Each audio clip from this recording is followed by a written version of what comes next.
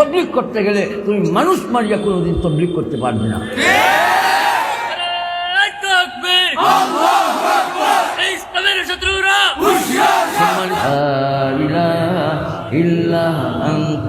সুবহানাকা ইন্নী কুনতু মিনাজ জালিমিন। ফাস্তাজাবনা লাহু, আল্লাহ কবুল করবা আর আপনার গম চিন্তা আপনার হয়রানি পরেশানি আল্লাহ তাআলা দূর করে দিবা। সুবহানাল্লাহ। এই তসবির উপরে আমরা আমলটা বেশি করে চালাইব, বলেন ইনশাআল্লাহ। كلمتان حبيبتان إلى الرحمن خفيفتان على اللسان ثقيلتان في الميزان. سبحان الله وبحمده سبحان الله العظيم. سيدنا موسى عليه السلام الله جل جلاله তোমার ভাই লইয়া যাও দুইজন, আমার নিশানা লইয়া যাও, ফেরাউনের কাছে যাও, দিনের দাওয়াত লইয়া যাইবার জন্য নির্দেশ দিলেন কে? ইযহাবু আনতা ওয়া আখুকা বিআয়াতি ওয়া লা তানিয়া ফি যিকরি। জিকিরের তালিম দিছেন আল্লাহ তাআলা। তুমি যদি ফেরাউনের কাছেও যাও তাহলে তুমি জিকিরের অবস্থায় মুবাল্লিগ, তুমি জিকিরের অবস্থায় দাওয়াতের আমল চালাও। সুবহানাল্লাহ বলি। ভাই জিকিরে আমরা ধরব, উঠতে বইতে হাফসে দমে চলতে ফিরতে, ঘরও থাকলে বাইরে থাকলে বাজারও গেলে কলবি জিকির জবানি জিকির। ভাই জিকির জারি করার জন্য মউত পর্যন্ত কে তৈয়ার আছে? আল্লাহু আকবার। ইল্লাল্লাহ ইল্লাল্লাহ লা ইলাহা ইল্লাল্লাহ আফজালুজ যিকরি লা ইলাহা ইল্লাল্লাহ আফজালুজ যিকরি তিলাওয়াতুল কোরআন। ভাই কোরআন মাজিদের তিলাওয়াত বেশি করে ধর্ম, কলবের মধ্যে নূর আইব, কলব জিন্দা হইব, কলব তাজা হইব, এই কলবের মধ্যে আল্লাহ তাআলার মহব্বত আইব, এই কলব গুনার দিকে যাইতো না, আল্লাহ তাআলার দিকে থাকবো, আল্লাহ তাআলার আজমত মহব্বত কলবের মধ্যে পয়দা হইব। এর জন্য ভাই তিলাওয়াতের আমল জিকিরের আমল রে আমরা ধরবো, বলেন ইনশাআল্লাহ। তওবার আমল, তাসবিহাতের আমল, জিকিরের আমল। আরেকটা জিকির যেটা, সেটা হইল নামাজ। সুবহানাল্লাহ।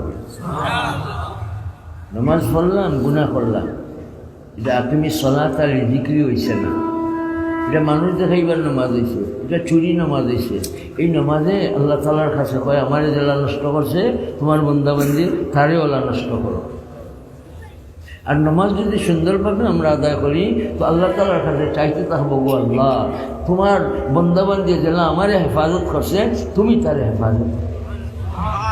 ভাই আমরা খুব সুন্দরভাবে ওযু করব, মিসওয়াকের সাথে ওযু করব, আর ধীরস্থিরে আমরা নামাজে আইব, নামাজ জমাতের সাথে আদায় করব, কাবিল ইমাম সাহেবের পিছিয়ে আমরা নামাজ পড়ব। ভাই দুইটা জমানের মধ্যে দুইটা উচ্চারণ, দুইটা জিনিস উচ্চারণ করা ফরজ। নামাজের মধ্যে জবানোর দিয়া জবান দিয়া দুইটা জিনিস উচ্চারণ করা ফরজ।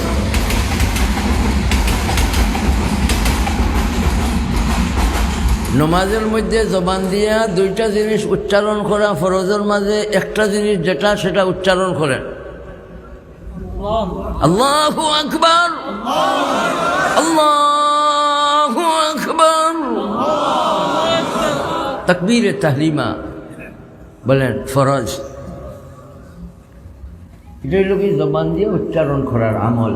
আর আরেকটা জবান দিয়ে উচ্চারণ করা, নমাজের মধ্যে জবান দিয়ে উচ্চারণ করা ফরজ শুধু দুইটা। আরেকটা কি? কোরআন শরীফের তিলাওয়াত, বলেন সুবহানাল্লাহ। সূরা পড়ব, তিলাওয়াত তিলাওয়াত তিলাওয়াত, লম্বা এক আয়াত অথবা বাড়তি 3 আয়াত, এই পড়াটা ফরজ। তাহলে পড়ার হিসাবে ফরজ কয়টা হইল? একটা।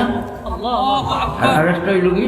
কোরআন মজিদের তিলাওয়াত, তিলাওয়াত। তাইলে ভাই আমরা তিলাওয়াতের খুব সাজাইব, সুন্দর করবো ইনশাআল্লাহ। আমি সূরাতুল হাসর থেকে 9 নম্বর আয়াতে কারিমার শেষ হিস্সা তিলাওয়াত করছি। এই আয়াতের একটা শানে নুজুলও আছে। যে আমল যে আল্লাহ তাআলা বেশি পছন্দ করেন, যে আমল করলে আল্লাহ তাআলা খুশি হয়ে যায়, যে আমল করলে এই মানুষটা জান্নাতি বনে, সেই আমলের নাম হইল ইশারাত। বলেন সুবহানাল্লাহ। ইশারাত ইউকাদ্দিমুনা গায়রাহুম ফিমা ইনদাহুম, যেটা আছে নিজের কাছে, এটা এগুলারে অন্যরে দেওয়ারে অগ্রাধিকার দান করারে ইশার বলে। হামদর্দি, ত্যাগ। আজকাল এটা কমিদার, খালি খাম ভাব, দান তো করিই না, বরং আরেকজনের মালরে আনার জন্য, তারে মারিয়াও যদি পারি আনার জন্য সচেষ্ট থাকি। বলেন নাউজুবিল্লাহ। ইশারাত, যে আমলের উপরে আল্লাহ তাআলা খুশি হয়ে যায়, যে আমলের উপরে মালিক হাসি দেয়, যে মালিক খুশি হয়ে আয়াতে কারিমায় কোরআন মাজিদের মধ্যে ফিট করে দিচ্ছেন। সুবহানাল্লাহ। ইশারাত, এই আয়াত হইল সূরাতুল হাশরের। হাশরের অর্থ কি? একত্র করা। হাশরের অর্থ হইল একত্র করা, সমবেত করা। এর লাগি রাইসুল মুফাসসিরিন আব্দুল্লাহ ইবনে আব্বাস রাদিয়াল্লাহু আনহু ফরমায়, এই সূরার নাম সূরা বনী নজির হইত। নুকতা কিতাব বয়ান করছেন যে এই সূরার মাঝে বনী নজিরের এই ইহুদি কর্তরে ইখরাজের ঘটনা দিয়া আল্লাহ তাআলা কোরআন শরীফে এই সূরারে শুরু করছেন। এই ইহুদি সম্প্রদায় এরা মদিনা মুনাওয়ারা থেকে এদের বাহির করে দেওয়া হয়েছে, তোমরা 10 দিনের ভিতরে মদিনা মুনাওয়ারা ছাড়ো, অস্ত্র রাখো আর মাল লইয়া বাগো। এরার হাসর হয়েছিল 2টা। আল হাসরুল আউয়াল আসিল খয়বর। ইহুদি সম্প্রদায় বনু নজিরের পয়লা নম্বর হাসর হয়েছে খয়বরে, আর 2 নম্বর হাসর হয়েছে সিরিয়ায়। তাদের হাসর কয়টা হয়েছে? আর একটা হাসর আছে ভাই আমাদের সকলের, এই হাসরের নাম ইয়াউমুল কিয়ামা। কিয়ামতের দিন একটা হাসর আছে আমাদের সকলের। আর বনী নজিরের হাসর হয়েছে 2টা। বনী নজিরের হাসর হয়েছে 2টা, একটা হয়েছে খয়বরে, আর আমিরুল মুমিনিন উমর রাদিয়াল্লাহু আনহু খেলাফতের যুগে তাদের হাসর হয়েছে আর একবার কোথায়? শামে, সিরিয়ায়, শামে হয়েছে। তাইলে আব্দুল্লাহ ইবনে আব্বাস রাদিয়াল্লাহু আনহু সূরা বনী নজির নাম দিলা কিতার লাগি যে মানুষের দিল যাইব কি কিয়ামতের দিনের দিকে, অথচ এই সূরার মাঝে বনী নজিরের ঘটনা দিয়ে আল্লাহ তাআলা শুরু করছেন। বনী নজিরের ঘটনা এই সূরার মাঝে, এর লাগিয়ে মানুষের দিল হাসরের দিকে যাইতো না।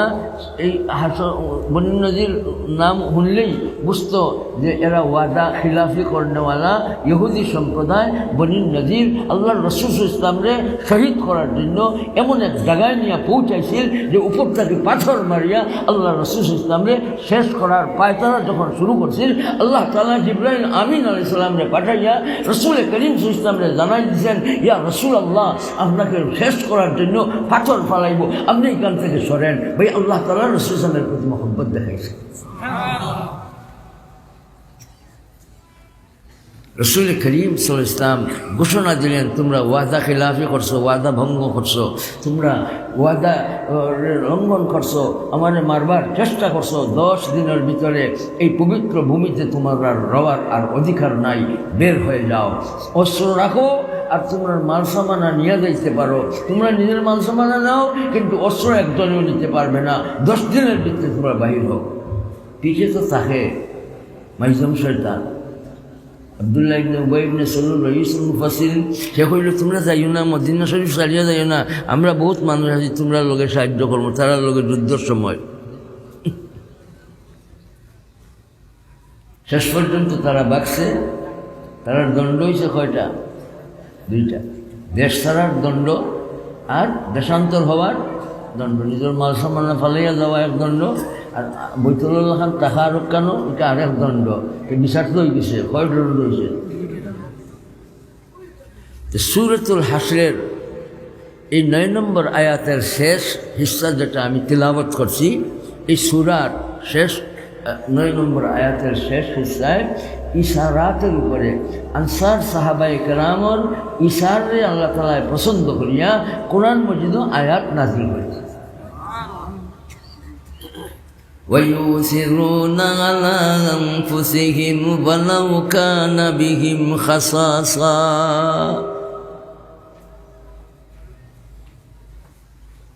ক্ষুধার্ত থাকার পরেও ক্ষুধার্ত পেটো ভাত নাই, খানি নাই, রুটি নাই, গুস্ত নাই, ক্ষুধার্ত থাকার পরেও অন্যরে খাওয়ানির ব্যাপারে অগ্রাধিকার প্রদান করার নাম ইসার। ভাই এই গুণ বহুত বড় মুবারক এক গুণ। আমরা এই গুণে ধরার জন্য তৈয়ার হইব। আমাদের মাঝে এই গুণের অভাব আছে, খালি খাম খাম ভাব, মাইর মার্কা, ঝগড়া